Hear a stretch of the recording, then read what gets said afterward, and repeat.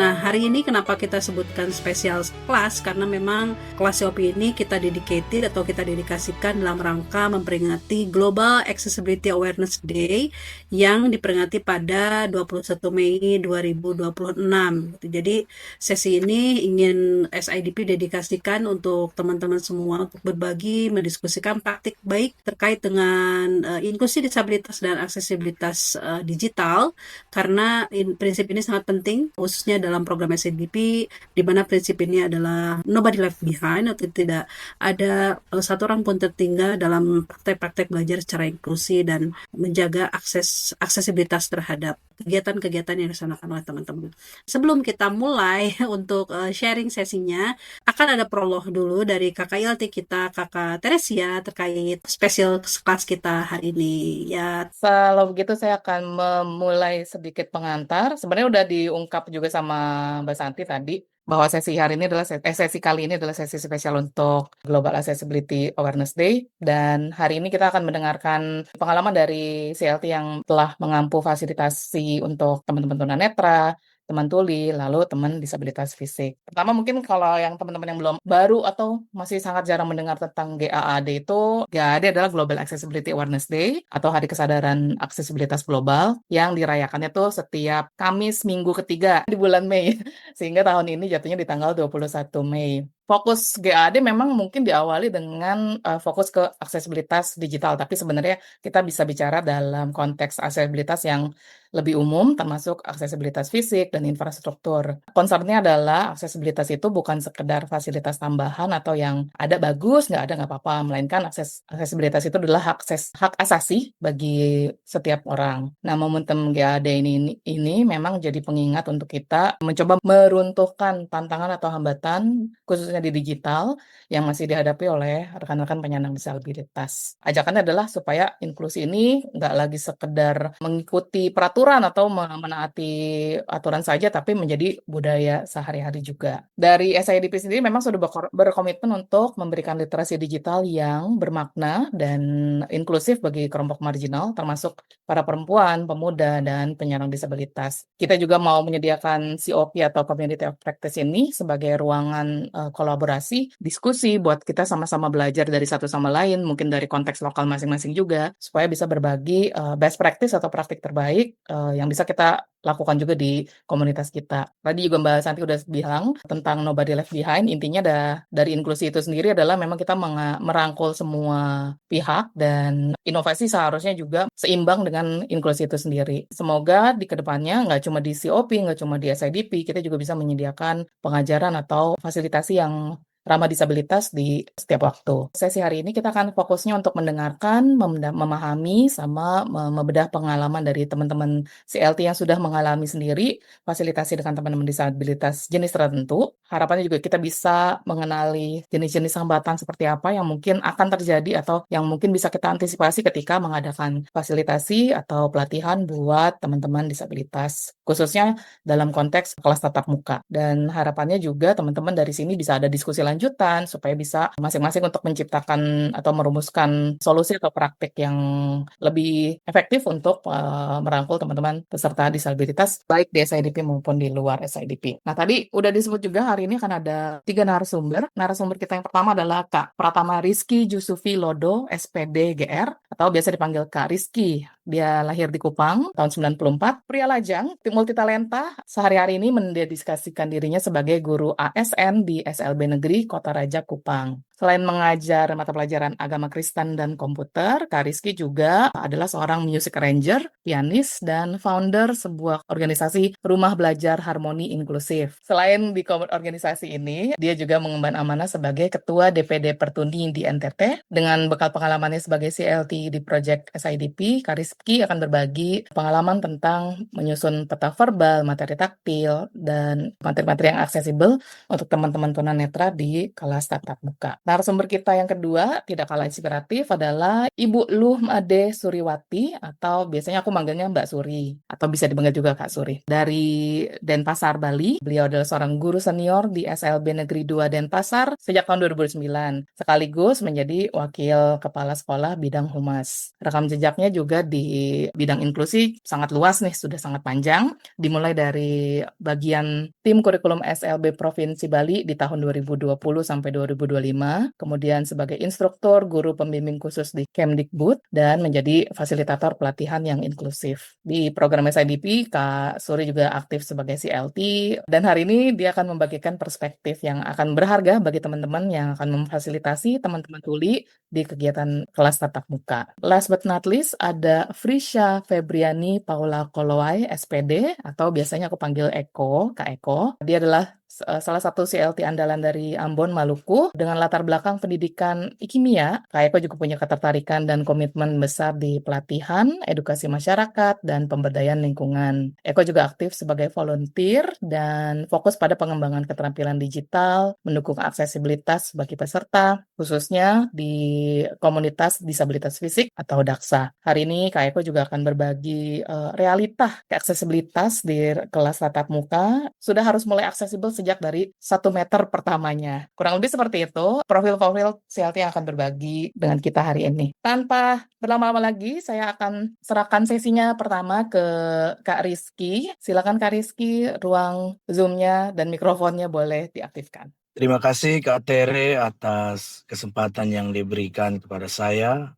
Selamat siang dan selamat sore bagi kita semua. Pertama-tama saya mengucapkan terima kasih kepada Kak Tere dan teman-teman yang telah memberikan kepercayaan kepada saya untuk menjadi narasumber pada siang sore hari ini. Tadi sudah diperkenalkan, nama saya Pratama Rizky Jesufilodo, SPDGR. Saya merupakan CLT pada program SIDP tahun 2021. Saya percaya bahwa teman-teman yang ada di sini bukan hanya CLT yang disabilitas, tapi juga ada CLT non-disabilitas. Karena itu pasti kita bertanya-tanya, bagaimana sih caranya kita mengajar teman-teman tunanetra? Itu pasti akan ada dalam benak teman-teman CLT yang merupakan non-difabel. Karena itu pada hari ini saya akan berbagi tips bagaimana caranya kita mengajar teman-teman tunanetra dalam program SIDP. Pertama, hal yang harus dilakukan oleh kita sebagai CLT adalah ketika peserta tiba di ruangan, kita harus mulai bisa mendeskripsikan kondisi ruangan tersebut, menjelaskan keberadaan toilet agar teman-teman tunanetra bisa pergi ke kamar mandi secara mandiri. Lebih baik lagi apabila teman-teman tunanetra itu sampai, kita sebagai CLT langsung membawa mereka ke kamar mandi. Karena kadang-kadang saat kegiatan berlangsung, teman-teman peserta tentu pasti ingin pergi ke kamar mandi. Kalau mereka belum tahu tempatnya, tentu pasti akan minta bantuan. Karena itu sebaiknya kita arahkan mereka atau kita beritahu tempat di mana kamar mandi berada. Yang berikut, ketika kita membuat suatu PPT dan mempresentasikan, kita harus menjelaskan apabila bentuk presentasi itu ada gambar. Maka teman-teman CLT harus mendeskripsikan gambar tersebut agar teman-teman tunanetra itu mempunyai bayangan terkait gambar yang ditampilkan pada layar. Yang ketiga, bahan yang harus disiapkan oleh CLT agar teman-teman peserta tunanetra itu bisa belajar secara mandiri, entah itu di dalam kelas ataupun di luar kelas, bisa teman sediakan file PDF. Lalu untuk sekarang itu aplikasi yang aksesibel adalah SingEye. Sudah memiliki screen reader, entah itu Talkback atau Joshua, agar bisa mengakses file PDF yang ada. SingAI ini aplikasi yang cukup akses karena dia bisa membaca per halaman ya. Tiap halaman per halaman, sehingga ketika modulnya ada dengan jumlah halaman yang cukup banyak, bisa dibaca menggunakan SingAI. Lalu dalam hal kita memandu teman-teman netra, misalnya kita kan dalam program SIDP ini kita tidak hanya belajar bagaimana menggunakan Android, tetapi kita juga mengajarkan bagaimana teman-teman netra itu belajar menggunakan laptop atau komputer. Dalam hal menjelaskan ini, kata-kata yang harus kita hindari misalnya, biasanya ada teman-teman CLT non-disabilitas dalam memandu disabilitas netra itu berkata begini, klik kiri, klik kanan. Nah, ini tentu tunanetra pasti akan bingung dengan istilah-istilah seperti itu, instruksi-instruksi yang demikian. Karena itu, kita harus memandu mereka dengan deskripsi yang jelas. Misalnya, kita mau mengajarkan mereka untuk mengakses drive D, data D misalnya. maka kita harus memandu dengan jelas. Misalnya untuk menuju ke program data D, kita harus menekan start menu plus E sampai screen reader mengatakan Windows E. Setelah itu diarahkan lagi tekan Shift plus Tab untuk menuju ke drive D dengan menekan arah panah bawah dan atas sampai screen reader mengatakan data D. Lalu tekan Tab untuk memilih folder yang ingin kita tuju. Jadi kita harus menjelaskan secara detail bagaimana proses untuk menuju ke suatu program dalam teman-teman netra itu mengakses komputer. Lalu hal yang lainnya yang harus diperhatikan adalah kalau memang teman-teman netra itu belum bisa membaca file PDF, maka alternatif lainnya kita harus membuat rekaman audio. Biasanya ada audiobook, tapi kalau memang kita bisa membuat materi dalam bentuk rekaman suara, sebaiknya dibuat agar teman-teman yang sekiranya belum mandiri dalam mengakses PDF menggunakan Sing AI bisa memutar file audio menggunakan pemutar musik untuk mereka mendengarkan file atau materi yang dikirimkan oleh kita sebagai CLT. Yang berikutnya kita juga harus mendesain modul yang cocok untuk teman-teman tunanetra. Karena kalau modul yang diberlakukan untuk orang awas tentu tidak akan sesuai bagi tunanetra. Karena itu CLT non-disabilitas bisa berkolaborasi dengan CLT yang disabilitas khususnya netra agar juga bisa diberikan referensi-referensi atau modul-modul yang dipunyai oleh teman-teman CLT disabilitas netra. Kalau kami biasanya menggunakan modul dari Yayasan Mitra Netra. Itu sangat bagus dan sangat detail penjelasannya terkait dengan program-program komputer, entah itu yang berkaitan dengan Word, Excel, PowerPoint, dan lain sebagainya. Di Yayasan Mitra Netra itu modulnya ada. Karena itu kita hanya perlu menyusun disesuaikan dengan durasi waktu dan format yang diberikan oleh SIDP dalam melaksanakan kegiatan pelatihan. Di sini saya juga mau berbagi langkah-langkah dalam melaksanakan pelatihan bersama teman-teman difabel netra. Kemarin kami tahun 2021 itu kalau saya melaksanakan 4 kali pelatihan, 3 kali pelatihan basic dan 1 kali pelatihan intermediate. Langkah awal yang harus kita lakukan adalah yang pasti mengisi baseline survei. Ada teman-teman tunanetra yang agak juga kesulitan dalam mengisi baseline survei. Karena itu kita sebagai CLT, kalau waktu itu langsung turun ke lokasi peserta untuk bantu mengisikan baseline survei sehingga semua bisa terisi dengan baik. Karena kalau kita mengharapkan teman-teman netra, ada yang bisa mengisi secara mandiri, ada yang membutuhkan bantuan. Tapi karena kadang-kadang teman-teman netra itu mencari teman pendamping untuk membantu mengisikan baseline survei tidak ada, maka kita sebagai CLT yang harus berinisiatif untuk mengisi baseline survei. Biasanya seperti itu. Tapi setiap daerah tentu dengan kondisi yang berbeda-beda. Lalu yang berikut kita sudah harus menjelaskan jadwal pelatihannya, durasi waktunya, rundown acaranya itu kita harus jelaskan kepada peserta sehingga mereka tahu dan mereka bisa mengatur waktu untuk mengikuti pelatihan itu secara baik. Kemarin kami buat di beberapa titik. Lokasi pertama di Sekretariat Pertuni, lokasi kedua kita buatnya di Panti Tunanetra Hidbia, kita buat di Tova yang dimana teman-teman alumni dari panti itu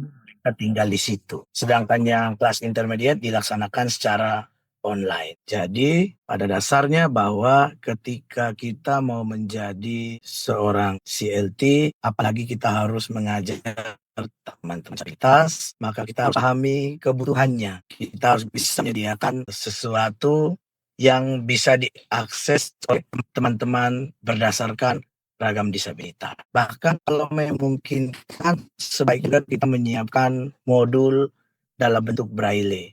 Karena tidak semua teman-teman mandiri dalam mengoperasikan perangkat digital, entah itu Android, komputer maupun laptop. Sehingga alternatif lain kita juga bisa harus menyediakan modul dalam bentuk braille. Sehingga bisa dibaca oleh teman-teman tunanetra yang terlibat sebagai peserta dalam kegiatan pelatihan tersebut. Karena itu harapan saya teman-teman CLT yang mengajar teman-teman disabilitas netra harus lebih sabar dalam menyediakan layanan yang khusus. Saya juga waktu itu diperhadapkan dengan satu kondisi yang dimana saya mengajar teman-teman yang non-difabel juga. Karena itu, saya harus juga menyediakan yang sesuatu yang bisa diakses oleh teman-teman non-difabel. Maka ada LCD, saya juga harus pakai PT, sehingga teman-teman yang non-difabel juga bisa menyerap apa yang saya sampaikan. Tentu juga dengan modul yang berbeda-beda.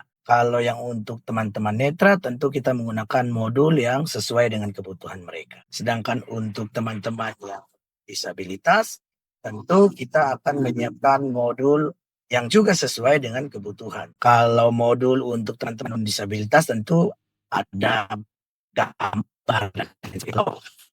Saya sebagai tunanetra tidak mengetahui isi gambar dalam modul tersebut, tetapi saya berusaha dengan berbagai cara. Jadi modul yang kita siapkan untuk teman-teman peserta non-difabel yang bergambar, saya harus tanyakan kepada pendamping di rumah atau ya teman-teman yang bersedia untuk menjelaskan isi gambar dalam modul yang nanti akan saya berikan kepada teman-teman non-difabel.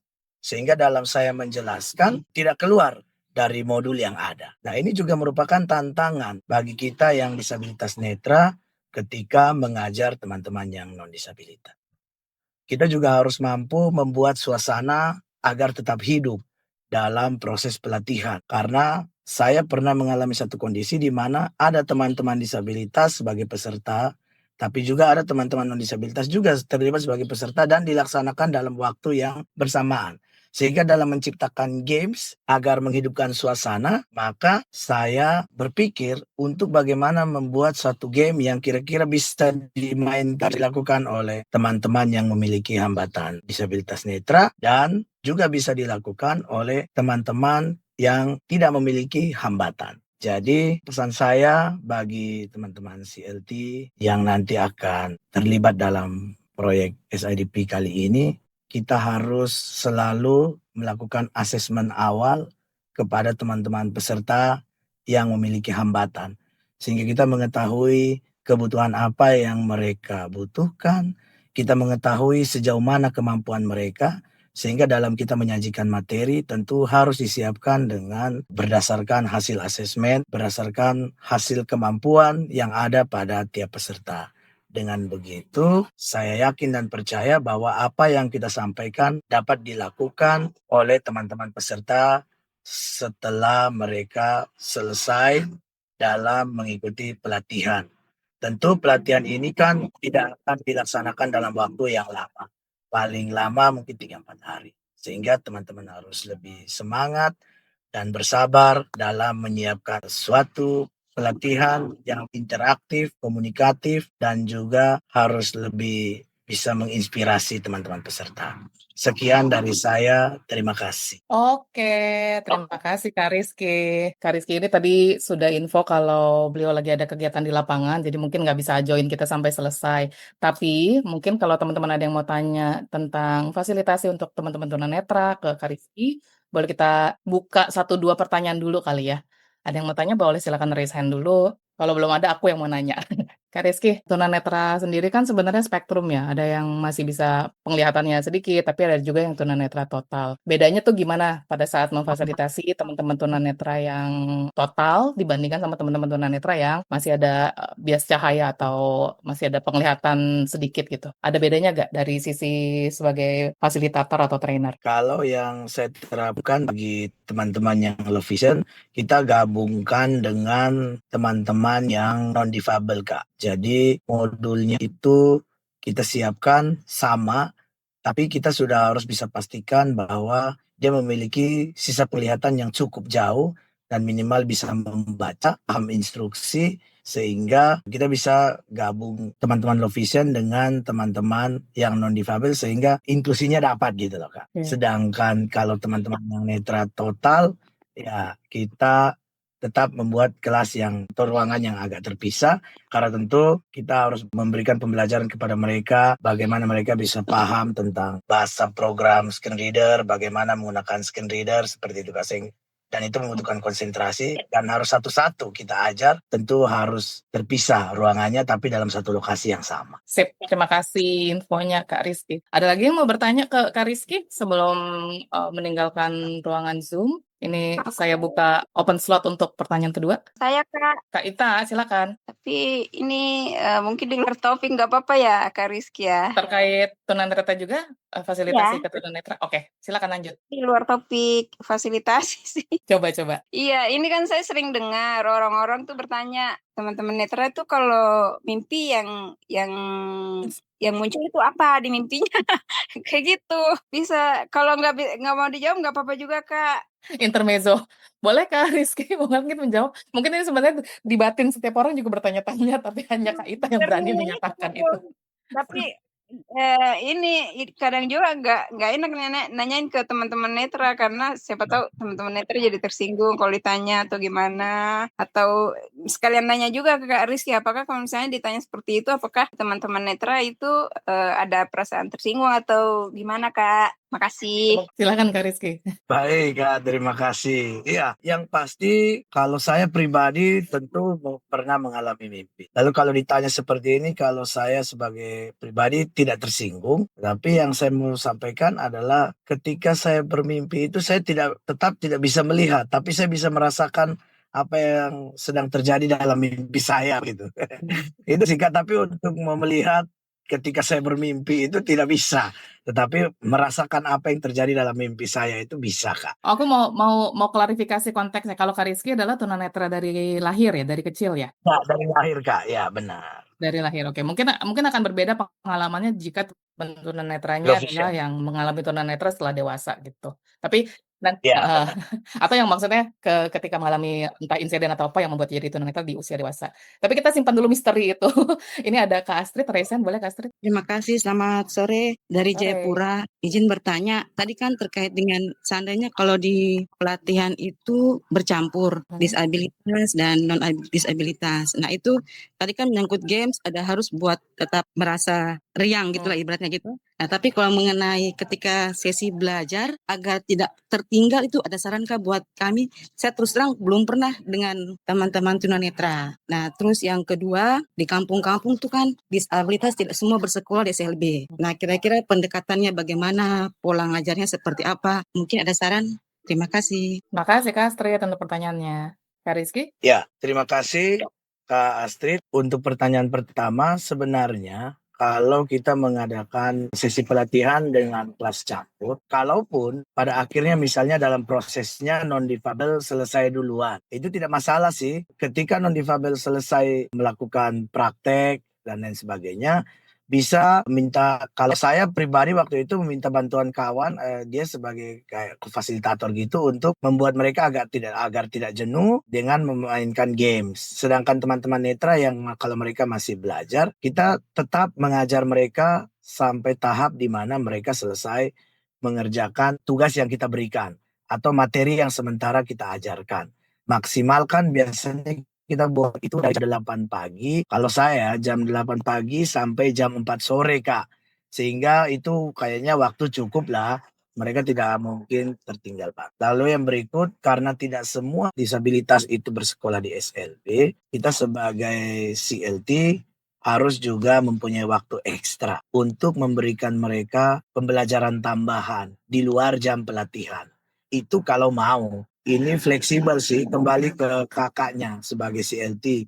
Mau tidak mengambil langkah itu untuk menambah waktu pembelajaran. Misalnya pelatihan kita laksanakan 4 hari. Tapi karena ini juga belum bersekolah, tentu dalam hal menerima materi juga tidak sama dengan disabilitas yang bersekolah. Maka kita sisihkan waktu nih, kita tambah misalnya. Kita buat waktu khusus untuk anak ini seminggu, 2 minggu. Kita pergi ke rumahnya untuk memberikan pembelajaran tambahan. Pasti hasil akhirnya akan sama juga dengan teman-teman yang memang pada dasarnya bersekolah di SLB dalam hal melakukan apa yang kita ajar. Kalau saya pribadi seperti itu sih Kak, walaupun mungkin ini kita harus berkorban gitu. Yang penting yang kita butuhkan adalah capaiannya. Hasil dari apa yang kita ajar kepada peserta itu tersampaikan. Karena tidak semua peserta bersekolah, sehingga kita harus metode tertentu untuk bagaimana mereka bisa menerima apa yang kita ajar. Oke, Kak Rizky berarti artinya ada upaya pendampingan ya? Ya, upaya pendampingan, Kak, Ada upaya secara pendampingan berkala. untuk khususnya untuk kelas yang campur non-disabilitas dan disabilitas dalam konteks ini disabilitas netra, supaya teman-teman peserta tunanetra juga bisa mengikuti materinya, mencapai hasil yang diharapkan. Ya, Karena Kak Rizky juga akan ada kegiatan lainnya, saya mungkin akan merangkum dulu tadi tips-tipsnya dari Kak Rizky kurang lebih untuk teman-teman tunanetra karena mereka yang sudah menggunakan alat bantu digital, yang sudah fasih menggunakan screen reader baik di komputer maupun handphone, untuk teman-teman tunanetra yang seperti itu bisa disediakan materi bentuknya PDF atau audio. Tadi ada tambahan referensi juga dari Kak Rizky untuk modul penggunaan komputer dan alat digital lainnya bisa cari referensi dari Yayasan Mitra Netra.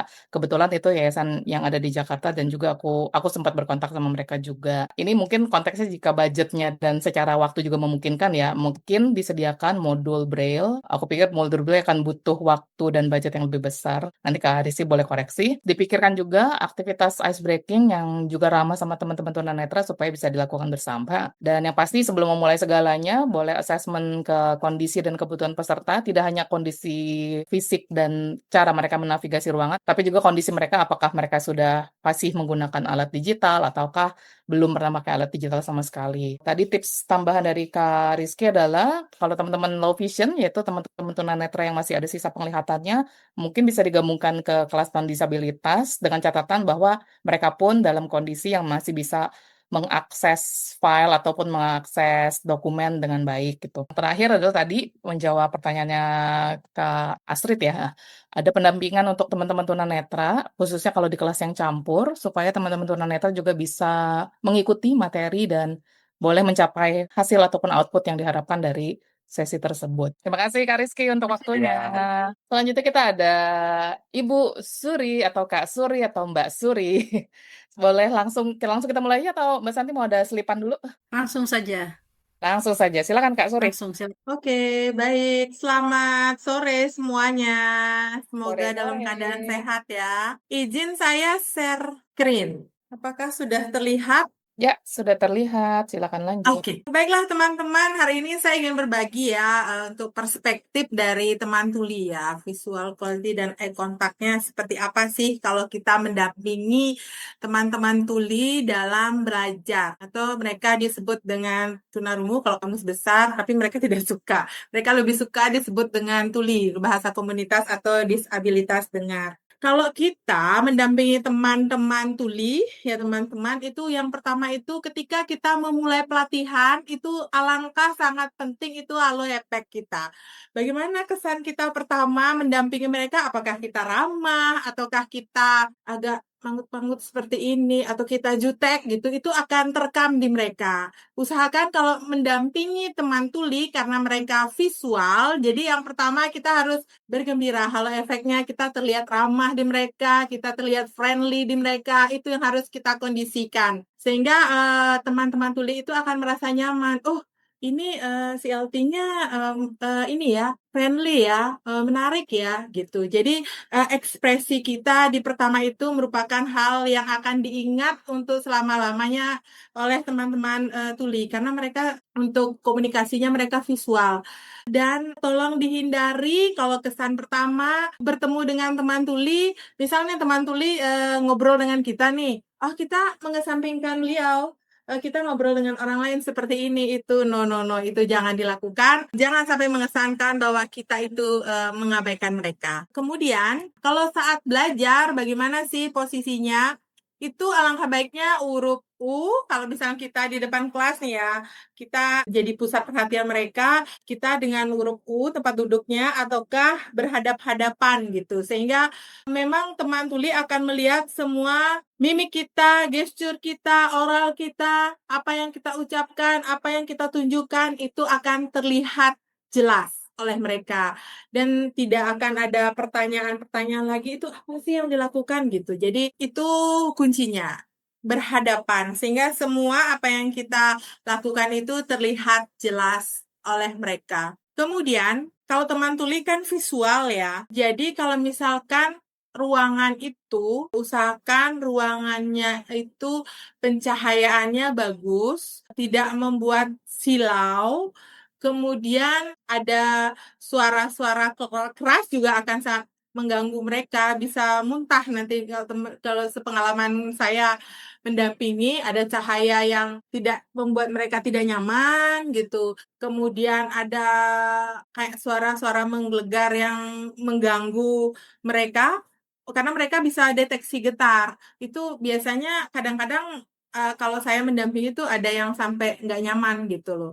Jadi hal-hal seperti itu yang perlu kita lakukan sehingga kalau misalkan mereka karena visual nih tidak bisa melihat kita dengan jelas, itu takutnya miskomunikasi nanti, miskonsepsi. Jadi itu akan sangat mengganggu ya mereka, karena mereka itu harus clear kalau kita komunikasi, jangan sampai ada prasangka-prasangka nanti ekspresi kita seperti apa, mimik kita seperti apa yang akhirnya kepotong gara-gara cahaya yang tidak mendukung, itu akan membuat mereka tidak nyaman. Kemudian untuk komunikasi dengan teman-teman tuli, bagaimana sih kunci komunikasinya teman-teman? Kita sadari ya, seperti yang tadi teman tunanetra juga menjelaskan, bagaimana memfasilitasi teman netra gitu, teman tuli pun seperti itu. Kan tidak semua teman tuli itu bersekolah, dan tidak semua mungkin ada persamaan bahasa. Jadi yang kita harus lakukan adalah kuncinya adalah gerak bibir. Gerak bibir atau oral kita itu harus usahakan jelas. Kalau berkomunikasi dengan teman tuli, mau kemana? Oh, silahkan pulang. Ini jelas, oralnya jelas. Bahasa tubuh kita, ya, wah senang sekali gitu. Harus kita ikuti dengan gestur tubuh. Jangan sampai saya tanya ini bagus, bagus. Bajunya bagus nggak? Bagus. Ya seperti itu tidak akan ketangkap ya. Yang feminim-feminim tolong ditinggalkan kalau berkomunikasi. Jadi bagus, bagus, ya bagus gitu. Itu bahasa tubuhnya. Kemudian ekspresi wajah. Oh, kamu senang? Kamu senang? Gitu kan. Kalau senang ya kita ekspresikan kamu senang. Jangan senang, senang. Tuh tidak nyampe, tidak komunikasi itu tidak akan tersampaikan kalau ekspresinya tidak ada. Senang, bagus. Ya beda kalau misalnya di rumah kan ditanya, Bu, ini bajunya bagus nggak? Bagus gitu, nggak bisa gitu. Bagus? Oh iya, bagus, bagus, bagus gitu. Senang? Oh senang, senang. Kalau misalnya sedih, sedih. Jangan sampai sedih, sedih ya gitu. Ya hindari hal seperti itu. Jadi ekspresi wajah ini akan sangat mendukung komunikasi dari teman-teman untuk ditangkap nih. Oral, sudah itu bahasa tubuhnya, ekspresi wajah. Nah, kemudian ada pandangan mata. Kalau komunikasi dengan teman tuli, usahakan kita sejajar. Pandangan mata kita itu menghadap ke beliau, menghadap ke teman tuli. Jadi tidak akan ada aku mau pulang, kan tidak dilihat sama dia, oral kita tidak dilihat, ekspresi kita tidak dilihat, kontak mata kita tidak dilihat. Seperti itu teman-teman. Jadi kunci dari komunikasi kita adalah gerak bibir, kemudian bahasa tubuh kita seperti apa, terus ekspresi itu akan sangat menunjang untuk menyampaikan makna atau maksud dari apa yang kita inginkan. Kemudian pandangan mata. Nah, teman-teman, kalau bahasa isyarat seperti apa? Kalau misalnya syukur kita pahami bahasa isyarat, syukur ada GBI. Kalau isyarat yang ada gitu. Kalau menurut survei PBB itu banyak ya, ada sekitar 300 jenis bahasa isyarat. Nah, kalau contohnya kami di Bali itu kita ada 3 bahasa isyarat yang biasa kita gunakan, yaitu ada CB, itu bukan bahasa sih, itu sistem isyarat. Kiblatnya American Sign Language, itu kalau dari Sabang sampai Merauke sama, karena dulu pendidikan di SLB itu untuk komunikasi kita gunakan sistem isyarat bahasa Indonesia. Itu dari Sabang sampai Merauke itu sama. Tata bahasanya itu sama dengan Kamus Besar Bahasa Indonesia. Kalau dengan hurufnya pakai satu tangan. Nah, ada lagi bahasa yaitu Bisindo, itu bahasa komunitasnya teman-teman tuli lebih secara komunitas, artinya yang pernah belajar bahasa itu mereka lebih nyaman, biasanya mengatakan lebih nyaman memakai bahasa Bisindo. Tapi itu kembali lagi kepada teman tuli. Mereka belajarnya pakai bahasa apa, tentunya akan berbeda antara satu dengan yang lainnya. Tapi biasanya komunitas akan lebih nyaman, mereka mengatakan lebih nyaman pakai Bisindo. Kalau CB kodenya seperti ini, kalau Bisindo kodenya seperti ini. Di Bali itu juga ada memang bahasa komunitasnya yang orang Bali. Ada satu daerah, satu desa itu hampir semua keluarga punya keluarga tuli atau keluarga Kolo. Itu ada di Bengkale, Singaraja. Ya, ketiga bahasa itu yang kami gunakan di Bali tentunya yang sama dari Sabang sampai Merauke itu ya sistem isyarat bahasa Indonesia yang dipakai kita di pendidikan di SLB dari dulu. Kemudian kalau Bisindo itu akan sedikit berbeda antara satu komunitas atau satu daerah dengan daerah lainnya.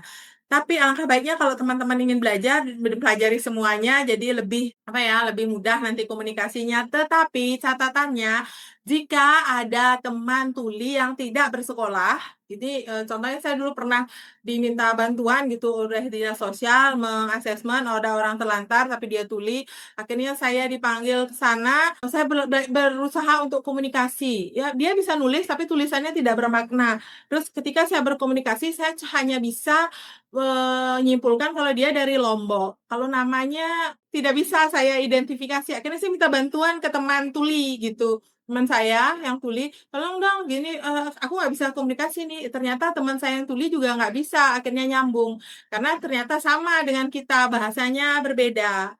Dan istilah-istilah gaul itu pun juga perlu kita update ketika kita berkomunikasi dengan teman tuli. Waktu kemarin saya mendampingi, ternyata kalau di screenshot, gini kodenya screenshot. Banyak hal baru yang saya pelajari yang sebenarnya itu tidak ada di kamus ya. Jadi itu hanya bahasa-bahasa gaulnya mereka, mempermudah mereka untuk komunikasi. Jadi itu kalau kita berkomunikasi dengan teman tuli, usahakan seperti ini. Kita ada di benar-benar ngadep ke mereka, mereka bisa lihat orang kita dengan jelas. Kemudian, kalau misal bahasa isyarat itu tidak memungkinkan untuk kita, kadang-kadang juga GBI karena tidak memahami bagaimana adat teman tuli yang didampingi itu kadang-kadang juga ada miskomunikasi ya. Terus penyampaiannya, terus karena bahasa yang kita gunakan itu kan kalau bahasa itu kan kesepakatan ya. Jadi kalau belum ada bondingnya itu ya akan sedikit ada masalah nanti dalam penyampaiannya. Jangan takut kalau misalkan teman tuli itu dia bisa baca, intinya bisa baca itu bisa ada kok banyak software penerjemah suara ke teks itu bisa kita gunakan, nanti bisa di link, bisa itu digunakan. Cuman kelemahannya adalah ketika komunikasi itu kan kadang ada jeda, ada intonasi, itu kan bacanya tetet seperti itu mungkin akan adalah miskonsepsi mungkin sedikit nanti ketika dibaca oleh teman tuli. Jadi perlu lagi ada ulasan atau penjelasan setelah mereka baca screen penerjemah suara ke teks itu.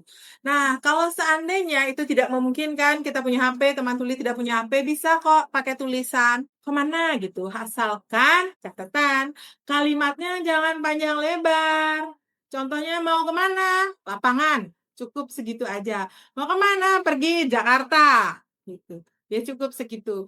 Kemudian kalau pelatihan, kita lihat mood-nya. Kemarin itu saya pernah pelatihan ternyata mati lampu gitu. Bali kan panas ya. Jadi mood-nya mereka udah down, udah tidak fokus gitu. Ya sudah, walaupun diberi ice breaking atau seperti apa, kalau sudah tidak mau gitu, kalau sudah tidak mau ya sudah. Akhirnya kita harus break. Itu situasi dari mood itu perlu juga kita benar-benar perhatikan teman-teman ya. Kebiasaan yang perlu kita hindari, yaitu yang tadi itu gerak bibir nggak jelas.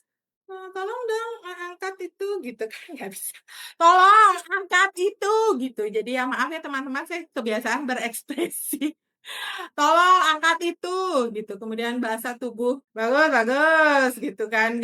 Nggak nyambung dengan apa yang dikomunikasikan, itu akan terjadi miss. Kemudian ekspresi wajah itu ya miss juga nanti kalau pandangan mata tidak di ini kita terapkan gini, kontak lurus gitu ya akan terjadi miss. Kemudian kurang pemahaman bahasa keseharian seperti yang saya katakan tadi. Ternyata saya baru belajar screenshot gitu. Kalau ini Google Drive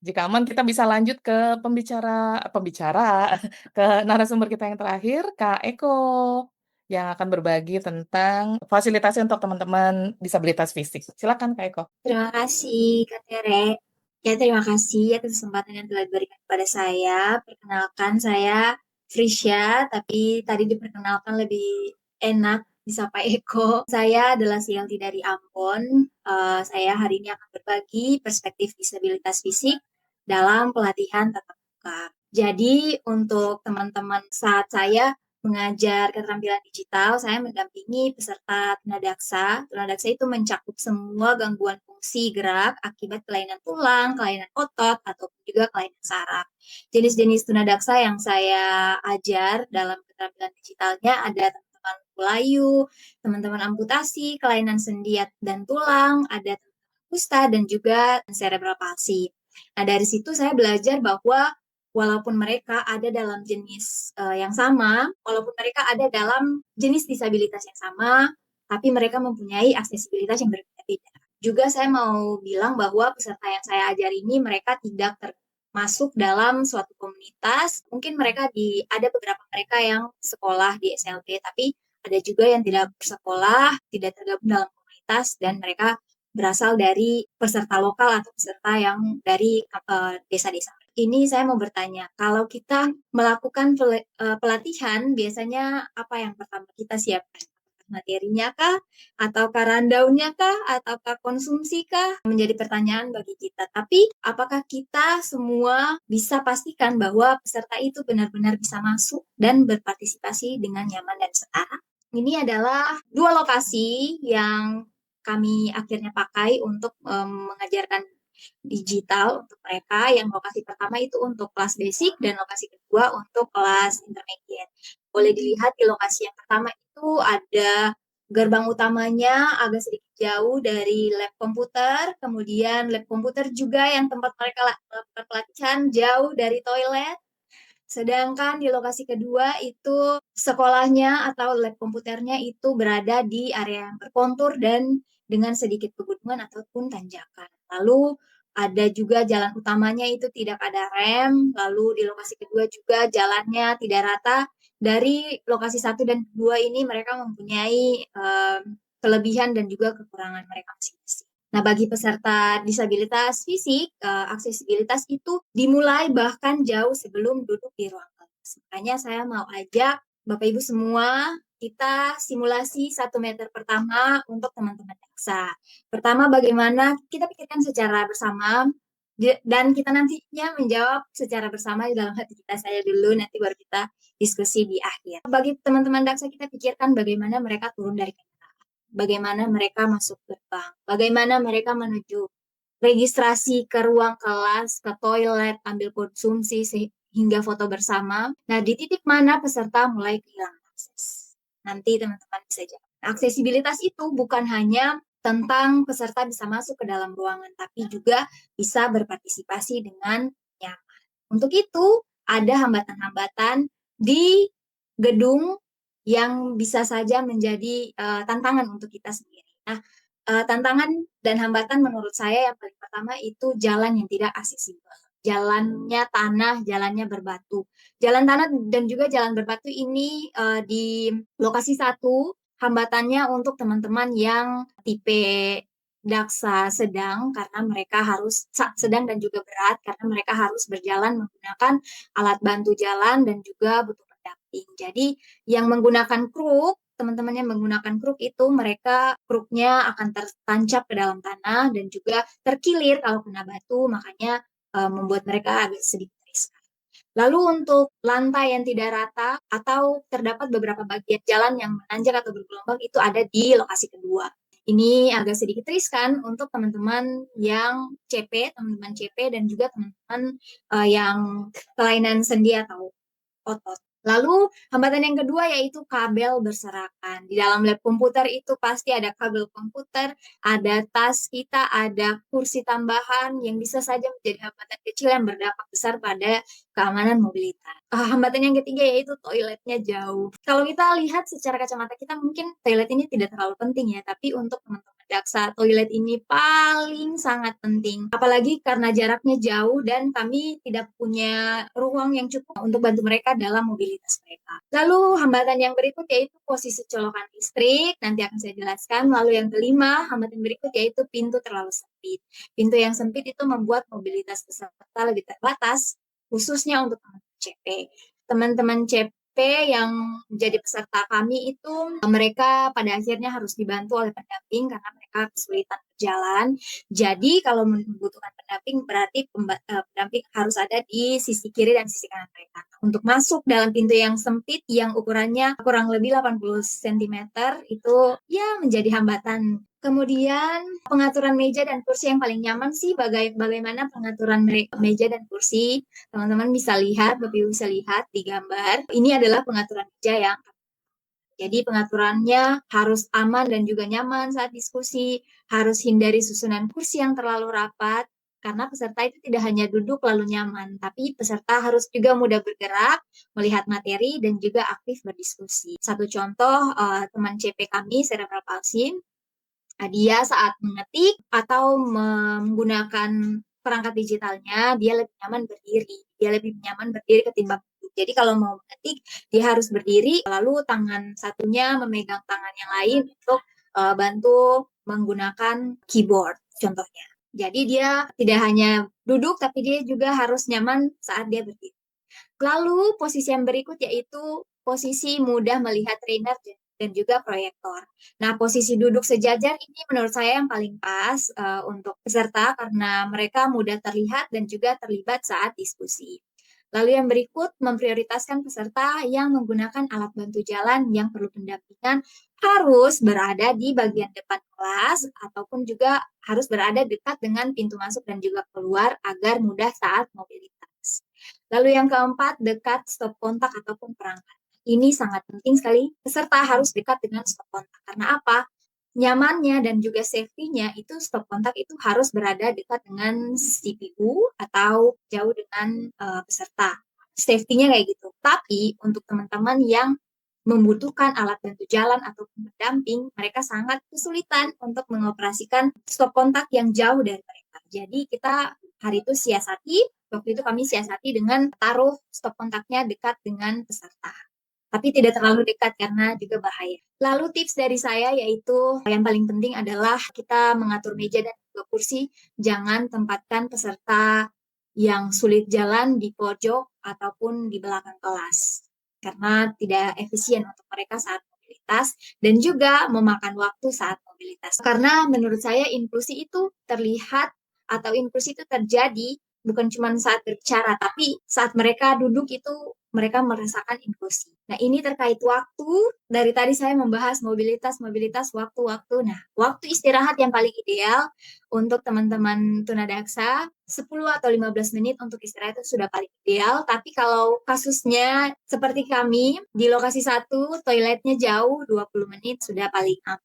Lalu jangan membuat sesi terlalu terbatas.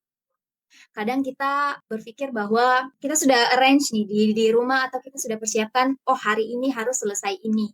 Tujuannya peserta harus dapat ini, dan dapat ini. Tapi saat kita berpapasan dengan peserta atau kita memberikan materi kepada peserta, diusahakan jangan terlalu terburu karena ada teman-teman yang, contohnya teman-teman dusta. Mereka, mohon maaf, jarinya kan sedikit besar. Jadi kalau mengklik keyboard itu kan besar ya. Jadi huruf yang lain itu ikut terpencet. Nah, kita sudah menjelaskan nih, contohnya kita sudah menjelaskan step A, step B, step C. Kita sudah sampai di step C, tapi untuk teman-teman dusta itu mereka baru ada di step A. Jadi kita harus pastikan juga inklusi itu mereka semuanya sama. Lalu saya mau bilang bahwa tambahan beberapa menit untuk kami sebagai trainer itu mungkin ya hal yang biasa untuk kami, tambahan beberapa menit, tapi tambahan 1 menit untuk teman-teman daksa itu merupakan hal yang sangat wow untuk mereka. Mereka sangat berarti untuk mereka kalau dapat tambahan Lalu ini pertanyaan yang lumayan ngeh gitu, bagaimana jika venue-nya sendiri yang tidak accessible tapi kegiatannya itu harus jalan? Jika venue-nya sulit diakses tapi kegiatan harus tetap jalan, pertama yang paling penting yaitu kita tanyakan kebutuhan peserta sebelum acara. Ini kami lakukan karena kami berpindah lokasi. Tanyakan kebutuhan peserta sebelum pelatihan dimulai, mereka memerlukan apa, kita harus siapkan apa, kita deal dengan peserta seperti apa. Lalu yang kedua yaitu re-layout ruangan. Yang paling praktis yang bisa saya bagikan yaitu kita pindahkan meja, perlebar jalur, rapikan kabel, terus kosongkan area. Lalu yang ketiga yaitu kurangi perpindahan semua aktivitas di satu lab. Dari kasus kemarin itu kami jadinya ada 2 lokasi karena memang saat itu lagi tes untuk anak-anak sekolah, jadi harus dibagi waktunya 3 hari di sekolah 1, 3 hari di sekolah. Kurangi perpindahan. Materi disampaikan di ruangan ini, praktek disampaikan di ruangan ini, dan juga konsumsi kalau bisa di ruangan yang sama. Itu kurangi perpindahan itu menjadi salah satu hal yang berarti untuk mereka. Lalu yang keempat yaitu pindahkan peserta ke komputer yang paling mudah diakses. Nah, peserta itu bisa ditempatkan di komputer yang lebih mudah dijangkau agar mobilitasnya lebih aman. Ini yang tadi saya sampaikan bahwa harus tempatkan teman-teman yang tipe tunadaksanya itu sedang dan juga berat ada di bagian depan agar depan dan juga dekat dengan pintu masuk keluar agar mobilitasnya lebih. Yang lain yaitu body system. Peserta itu pasti membutuhkan pendamping, entah itu dari keluarga, dari teman, atau panitia, bisa membantu jika diperlukan. Tips dari saya yaitu, walaupun kamu adalah temannya, kamu adalah keluarganya, ini yang saya lakukan juga, bahwa ketika mau membantu teman daksa, tanyakan dulu apakah dia mau dibantu atau tidak. Karena supaya mereka tidak berpikir bahwa kesannya mereka lambat, tapi mereka perlu bantuan saat mereka mau dibantu. Lalu yang keenam, tipsnya yaitu fleksibel metode. Kalau menulis ataupun kalau klik atau kalau menggunakan perangkat digitalnya agak sulit, bisa pesertanya melakukan demonstrasi secara verbal, kemudian bisa oleh partner asis mereka, dan juga temponya lebih diperlambat. Contohnya seperti yang Pusta yang tadi sudah saya sampaikan bahwa dia kesulitan klik, jadi dia harus membutuhkan partner asis atau dia membutuhkan body systemnya. Dia itu nanti yang akan jelaskan ke body systemnya. Klik ini, tolong bikin ini. Nanti huruf ini ada di sini, ini ada di sini. Seperti itu. Menurut saya tuh dari venue ini yang sulit diakses tapi kegiatannya harus tetap jalan. Menurut saya aksesibilitas itu tidak harus selalu mahal, tapi juga terkait kita bisa memulai dengan komunikasi dan juga fleksibilitas. Lalu dari pengalaman saya mengajar teman-teman daksa, saya bisa menarik kesimpulan bahwa inklusi itu bukan tentang membuat peserta merasa dibantu, tapi membuat peserta bisa berpartisipasi dengan nyaman dan juga setara. Karena aksesibilitas itu bukan kemewahan tambahan. Aksesibilitas adalah pintu pertama agar seseorang bisa ikut belajar. Sekian dari saya, kembali ke Kak Tere. Baik, terima kasih banget Eko, Risha, Febriani, Paula, Kolohai. biar orang-orang inget nama realnya dia deh. Terima kasih Eko untuk sharingnya. Yang bisa aku rangkum adalah untuk memfasilitasi teman-teman dengan disabilitas fisik, tunadaksa, perhatikan akses ke lokasi, bahkan dimulai dari ketika teman-teman peserta turun dari kendaraannya untuk sampai ke ruangan, termasuk akses ke toilet. Alokasikan waktu lebih untuk peserta supaya bisa melakukan kegiatan secara mandiri. Akan lebih baik jika bisa menyediakan body system, yaitu orang-orang yang mendampingi, tapi bukan untuk melakukan kegiatannya ya, tapi untuk mendampingi atau assisting teman-teman disabilitas untuk melakukan kegiatannya secara mandiri juga. Tadi poin yang aku suka juga dari presentasinya Eko adalah inklusi bukan tentang merasa teman-teman disabilitas merasa dibantu, melainkan tentang mereka bisa berpartisipasi secara aktif dan mandiri tentu saja. Ini kesempatan yang berharga buat teman-teman semuanya. Masih ada Kak Suri di sini dan ada Kak Eko juga. Buat teman-teman yang mau bertanya, silakan. Mungkin ada yang pengen tahu pengalamannya seperti apa, atau mungkin saat ini sudah ada skenario-skenario ketika nanti memfasilitasi teman-teman disabilitas seperti apa ya yang perlu disiapkan. Oke, ada Kak Astrid. Baik, terima kasih untuk Kakak Eko. Tadi terkait dengan bukan merasa dibantu, tapi tentang akses secara aktif secara bersama-sama. Nah, ini kan lagi-lagi mengenai kelas campur. Mungkin ada saran Kak dari Kakak Eko, misalnya nih, kelas campur, ada daksa juga. Nah, ini bagaimana kan mereka bagian dari kelas yang sama. Bagaimana akhirnya untuk membangun kepercayaan dirinya teman-teman daksa, ini pengalamannya Kak Eko aja, itu membangun kepercayaan dirinya teman-teman daksa atas interaksi mereka dengan teman-teman yang non-disabilitas. Agar mereka tetap percaya diri gitu. Nah, terus yang kedua kepada Ibu Lumade, terkait dengan ini, disabilitas mana yang paling mungkin butuh dukungan lebih begitu. Kan ini daksa, netra, sama tuli, teman-teman tuli. Kalau di kampung yang pernah saya kunjungi ada Down syndrome juga. Memungkinkankah kita untuk melakukan aktivitas pelatihan laptop secara campur dengan teman-teman Down syndrome? Saya belum tahu apakah orang tuanya mengizinkan ikut apa tidak, tapi seandainya diikutsertakan, saran buat kami seperti apa? Terima kasih. Oke, aku mau nahan dulu yang pertanyaan soal Down syndrome, mungkin bisa dibantu sama teman-teman yang lain juga, karena kalau yang hari ini kan sharingnya mungkin belum mencakup teman-teman Down syndrome. Sementara boleh Kak Eko jawab dulu yang pertanyaan pertamanya dari Kak Astrid ya. Iya, Kak Astrid. Terima kasih untuk pertanyaannya. Jadi, kalau kelasnya campur ya, ini saya berangkat dari pengalaman saya bahwa yang saya ajar itu memang kelasnya khusus untuk teman-teman daksa. Tapi kalau mungkin saran saya untuk kelas yang campur ini, mungkin kita sama ratakan dulu mindset kita bahwa ini bukan kita mengajar disabilitas dan non-disabilitas, tapi kita harus menyamaratakan bahwa kita tidak memisahkan antara peserta disabilitas dan juga non-disabilitas. Jadi kita layaknya presentasi atau kita memberikan materi dengan tips-tips yang tadi saya sampaikan. Jadi aksesibilitas itu bukan cuma untuk teman-teman daksa doang, teman-teman yang punya kebutuhan khusus begitu, tidak, tapi untuk semua orang, karena aksesibilitas itu membantu semua orang gitu. Jadi karena ini saya mau bagikan juga, saya punya pengalaman waktu di lokasi itu, mereka kan harus datang ke venue atau sekolah yang mana bukan SLB, karena kami survei lokasi dapat lokasi itu, dan mereka harus ada di sekolah non disabilitas. Bayangkan seperti yang tadi saya bilang bahwa kita simulasi pertama tuh, bayangkan mereka harus ada di lingkungan yang kita tahu bahwa, apalagi kita dari Maluku ya, kita dari Maluku itu masih terlalu jarang sekali orang berbicara aksesibilitas, jarang sekali orang berbicara tentang disabilitas, dan menjadi hal yang sangat berat bagi kami, sangat berat untuk saya, bahwa ada salah satu peserta itu dia merasa ditatap,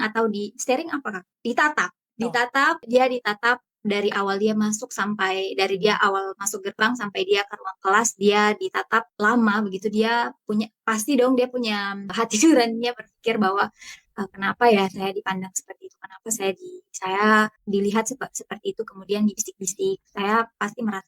Kemudian dia mengganggu moodnya dia, jadi saya berinisiatif sendiri untuk membantu dia. Saya membantu dia untuk, kenapa kok mood kamu tiba-tiba berubah hari ini, kenapa ada yang salahkah dengan kamu hari ini. Terus dia menceritakan, kemudian saya memberikan solusi, bahwa saya memberikan beberapa bantuan kepada dia. Nah, itu menjadi salah satu standar mungkin ya untuk saya, untuk sterilkan dulu lingkungan.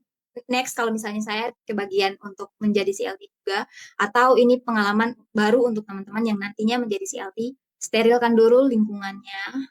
Mungkin kalau mau menggunakan lab sekolah, boleh disampaikan ke kepala sekolahnya kah, atau ke wali kelas, atau ke guru-guru, bahwa tolong kita menghargai sesama. Mungkin menurut kalian punya fisik yang lengkap ya, tapi kalian belum tentu punya skill, kalian belum tentu punya sesuatu yang dipunyai oleh teman daksa. Jadi nobody left behind. Seperti itu.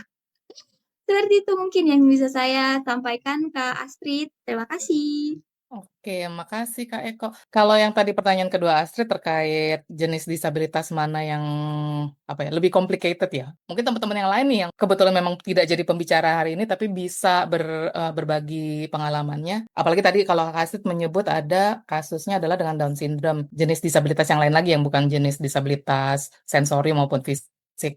Ada teman-teman mungkin punya pengalaman ataupun aspirasi. Kak Suri juga kalau misalnya punya jawaban boleh dibantu jawab, Mbak Santi juga boleh dari pengalaman masing-masing. Kak Astrid, saya izin berbagi ya. Pengalaman saya kalau misalnya kita mendampingi teman-teman disabilitas itu, alangkah baiknya jika memang sesuai dengan sesuai dengan kekhususannya masing-masing gitu, itu akan lebih mudah gitu.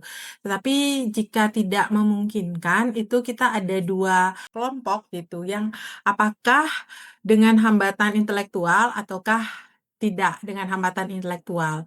Dan itu pun pasti ada kesepakatan lagi, kita lihat pesertanya, kalau misalnya dia tidak dengan hambatan intelektual, misalnya tunarungu dicampur dengan tunadaksa, dengan tunanetra, itu tentunya kalau misalkan kemampuannya itu jangan sampai jauh-jauh sekali gitu.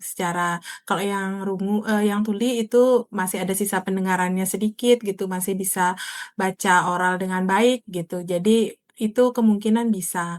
Tetapi jika hambatannya ada intelektualnya, kemudian setiap disabilitas itu kan ada yang ringan, sedang, dan berat. Dan kalau misalkan dari yang sedang sampai ke berat itu agak susah. Menurut saya sih, pengalaman saya begitu mendampingi anak-anak disabilitas. Kalau misalkan barrier-nya itu masih tipis lah, masih bisa-bisa secara intelektual tidak bermasalah, dan yang seperti saya katakan tadi, yang tuli masih ada sisa pendengarannya sedikit, yang netra masih ada artinya cuman low vision saja gitu, dan yang fisik itu tidak ada hambatan intelektual, saya rasa bisa. Tetapi kalau yang sudah jauh, itu akan sangat sulit. Mungkin itu, Kak Astrid. Semoga Terima menjawab kasih. pertanyaan Kak Astrid. Mungkin aku mau highlight juga tadi, kayaknya ketiga narasumber juga sudah menyampaikan hal yang sama dengan cara yang berbeda, bahwa terkait teman-teman disabilitas khususnya ditanya aja dari awal gitu. Kayak kalau tadi Kak Rizky nyebutnya ada assessment dulu, baik dari kebutuhan dia secara dengan kondisi disabilitasnya dia kebutuhannya untuk bernavigasi, untuk bermobilisasi di dalam ruangan maupun di dalam dokumen itu seperti apa. Sama halnya juga tadi Eko sama Kak Suri juga sempat bilang bahwa di awal ditanya dulu, kalau yang Kak Suri karena fokusnya adalah ke komunikasi, kayak disepakati dulu bahasa yang mau digunakan atau cara berkomunikasi yang mau digunakan seperti apa. Sementara kalau dari Eko juga difahami dulu kondisi disabilitas fisiknya seperti apa sehingga secara bisa membantu untuk mobilitasnya. Intinya sih kita jangan berasumsi, jangan sok tahu sama apa yang dihadapi sama teman-teman disabilitas yang menjadi peserta kita, dan mungkin akan effortnya adalah kita menyesuaikan pendekatan kita ataupun cara menyampaikan kita ke teman-teman dengan jenis disabilitas yang berbeda. Apalagi kalau jenis disabilitas, kalau yang tadi pembedanya adalah secara disabilitas fisik atau intelektualnya gabung di satu ruangan, itu mungkin effort banget untuk kita memisahkan pendekatan masing-masing ke tiap orang. Seperti itu. Teman-teman lain mungkin ada yang mau sharing. Oh, Pak Santi, silakan tambahin. Aku memperkuat aja tadi dari teman-teman yang sudah disampaikan ya untuk pertanyaan Kak Astrid. Jadi kalau aku melihat dari kelas inklusif ya, gitu, kelas yang dicampur begitu ya, dicampur, bahkan mungkin kita sharing sedikit ya Kak Tere, kita pernah melaksanakan satu kelas dulu di COP offline, itu kelasnya kelas inklusif. Jadi ada non disabilitas, kemudian ada disabilitas, ada teman tuli, kemudian ada daksa gitu. Kalau aku sih 2 poin yang utama yaitu aksesibilitasnya disediakan dan dikomunikasikan. Jadi sebelum kita organize si event itu, kalau tadi kan misalkan Kak Astrid untuk merancang gitu bagaimana mendeliver satu training gitu. Jadi di awal itu kita menanyakan aksesibilitas apa yang dibutuhkan oleh teman-teman ini. Baik tidak hanya untuk yang disabilitas, sebetulnya yang non disabilitas juga ditanyakan, barangkali mereka membutuhkan toilet yang hanya untuk duduk karena misalkan lututnya sakit dan lain-lain. Jadi saya setuju sama Kak Eko tadi, jadi akses itu untuk semuanya gitu. Jadi di awal sebelum kita melaksanakan kegiatan, aksesibilitas apa yang dibutuhkan oleh peserta, kemudian dikomunikasikan spesifiknya kebutuhannya apa. Dari sekecil soal makanan, apakah makanannya mereka alergi atau tidak, atau mereka tidak makan seafood dan lain-lain. Karena hal kecil itu juga bisa berefek terhadap seluruh rangkaian kegiatan kita.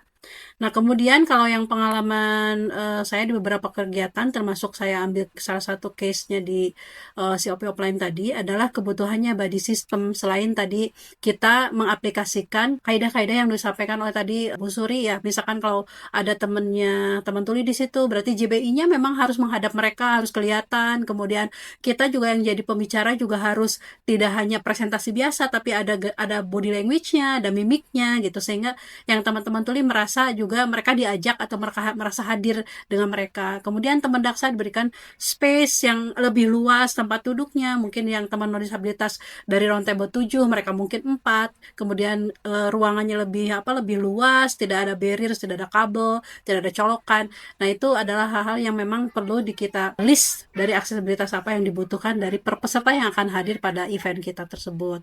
Jadi ini berbicara untuk semuanya, inklusif untuk semuanya, memakai kaidah-kaidah yang sudah di-share oleh teman-teman tadi, bagaimana untuk tuli, netra, dan untuk daksa. Itu sih dari aku tambahnya, Kak Tere. Jadi tadi ada beberapa hal juga yang sudah kita simak bersama, bahwa untuk teman-teman netra itu poin utamanya adalah bagaimana kita perlu mendeskripsikan segala sesuatunya dengan letak dan kondisi yang sebenarnya, karena mereka kan bukan teman awas sih, jadi kita harus mendeskripsikan begitu, tidak seperti klik sini klik sana tadi Kak Rizky bilang, tapi tidak begitu, tapi dengan runutan perintah-perintah yang sangat spesifik. Kemudian tadi Kak Suri juga menyampaikan bahwa kalau dengan teman-teman tuli itu kita harus ekspresif, mimik wajahnya harus mewakili apa yang diungkapkan, tidak bisa berbicara tanpa melihat mereka gitu, tidak berteriak, ya jelas mereka tidak tahu kalau tidak membaca gerak mulut kita dan lain-lain. Tadi Kak Eko juga meng-highlight beberapa hal terkait teman-teman daksa, bagaimana hambatannya seperti kondisi jalan, kondisi ruangan, barrier ya. Kadang kita juga nggak apa-apa banyak colokan gitu, tapi colokannya tidak disimpan pada tempat yang proper. Nah, teman-teman yang memakai kursi roda mungkin itu akan menjadi hambatan buat mereka. Jadi teman-teman, dari saya closingnya mungkin aksesibilitas itu bukan hanya untuk teman-teman disabilitas, tapi sejatinya aksesibilitas itu adalah untuk kita semua. Jadi baik non-disabilitas maupun disabilitas, kita betul-betul sama-sama memiliki kebutuhan atas akses tersebut. Maka dari itu seluruh kegiatan yang kita laksanakan harus kita lakukan dengan prinsip inklusif, di mana semua bisa mendapatkan akses pembelajaran atau akses terhadap informasi dengan setara. Mungkin itu teman-teman sesi COP online hari ini yang kita sebut sebagai special kelas atau kelas spesial dalam rangka memperingati Global Accessibility Awareness Day. Sekali lagi, semoga kita tidak hanya memperingati hari ini sebagai Global Accessibility Awareness Day, tetapi ini betul-betul kita dapat mendiskusikan dan mempraktekkan dengan baik bagaimana inklusivitas itu bisa kita laksanakan, aksesibilitas bisa kita laksanakan, dan prinsip nobody left behind bisa kita implementasikan bersama-sama. Terima kasih. Saya Santi selaku LT SIDP dan juga Teresia pamit. Mohon maaf dari kami apabila ada hal yang kurang-berkurang. Oke, terima kasih teman-teman semuanya. Sampai jumpa lagi di COP berikutnya.